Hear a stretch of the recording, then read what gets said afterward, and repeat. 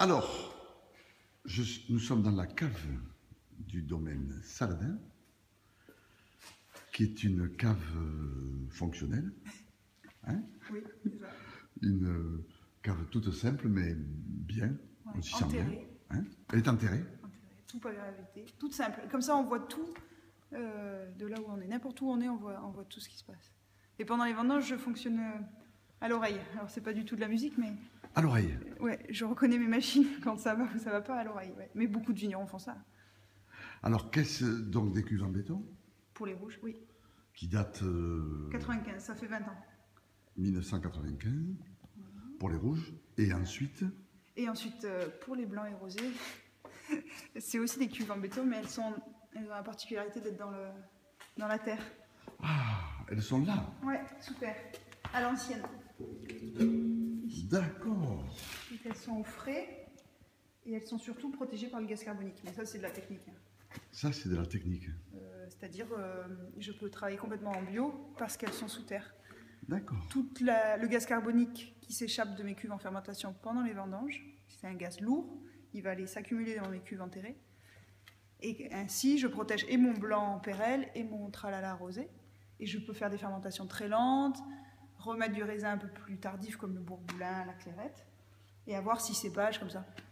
Sinon, c'est vrai que c'est difficile de faire en bio sans levure, sans enzymes, et pas protégé, sinon on a des vins oxydés. Et quand on voit la couleur de mes vins, on voit bien qu'ils ne sont pas oxydés. C'est la petite astuce de mon père. Et c'est pour ça aussi qu'il y a des grilles très lourdes, parce que c'est le seul endroit hyper dangereux de la cave. Et oui. Voilà. Et oui, quoique bon... Oui, il n'y a que ça. Tomber dans une... Ah Oui. Tomber là-dedans. Oui.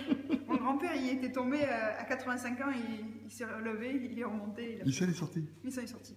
Alors ensuite, pas de barrique, bien sûr. Non. Mon père m'a dit, il y a 10 ans, si tu fais rentrer une barrique, je te déshérite. C'est vrai? Ouais, la question ne s'est même pas posée. Pour lui, c'est pas du tout traditionnel aux Côtes-du-Rhône méridionaux. Par contre, les foudres, oui. C'est pour ça que j'ai des foudres, des vieux foudres, donc il n'y a aucun goût de bois chez moi. J'en ai un notamment qui a 180 ans. Ça, c'est plutôt rare. Il y a eu fond des lignes dedans. Et ça a 180 ans. Et avant d'avoir du vin, il y avait de l'agnole. Et donc ça apporte un petit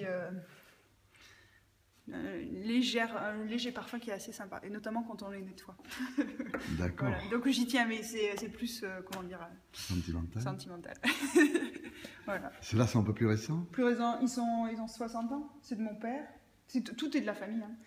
Et on les a tout de suite apportés quand on a construit la cave en 95 pour ensemencer, parce qu'ils sont remplis des levures du domaine. Après, il y a les levures annuelles qui arrivent avec le raisin, mais il fallait quand même ensemencer la cave. La première année, ça a été dur pour faire nos fermentations nature. D'accord.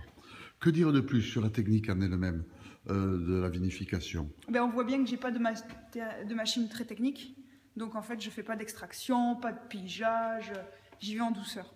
Après, j'ai un pressoir pneumatique qui est juste derrière, qui presse en douceur. Oui. Je fais tout en douceur, et l'avantage de cette cave, c'est que je peux marcher sur les cuves et je sens au parfum. J'interviens juste, je fonctionne au nez en fait. Alors, donc j'interviens un peu. Tout se fait à l'oreille et au nez. Et au nez, ouais. Et en douceur. Et voilà, et je pourrais devenir aveugle, je crois que...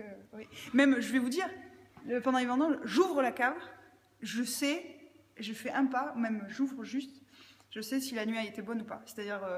s'il y a une cuve, si elles ont eu froid, si elles ont eu chaud, s'il y en a une qui a débordé, parce qu'il y a une atmosphère et on devient quand même assez sensible. D'accord. On y travaille 2 mois entiers par an. Je sais que le mois de septembre et octobre, il ne faut rien me demander. Et je deviens sensible, ouais.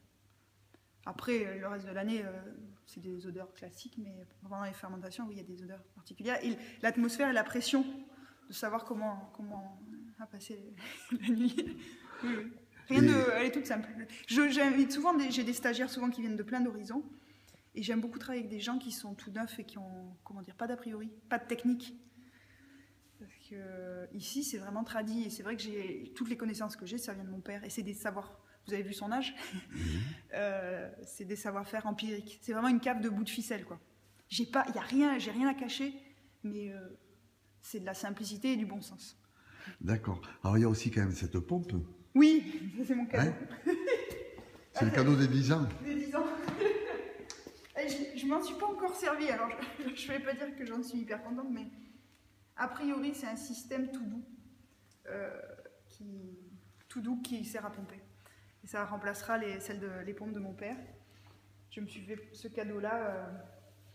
Voilà, on sait ce qu'on a, on ne sait pas ce qu'on aura. Quand on modifie quelque chose dans une cave, il faut y aller, je crois, doucement.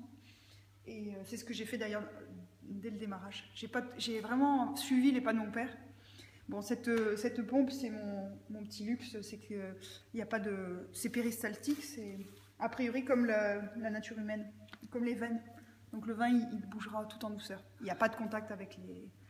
Ça passe pas dans l'inox ou dans les... Voilà, d'accord, alors finalement, on pourrait trouver le slogan chez les Saladines, tout se fait en douceur. C'est ça. Voilà, donc, si j'étais un grain de raisin ou une grappe, j'aimerais bien être ramassé par ici.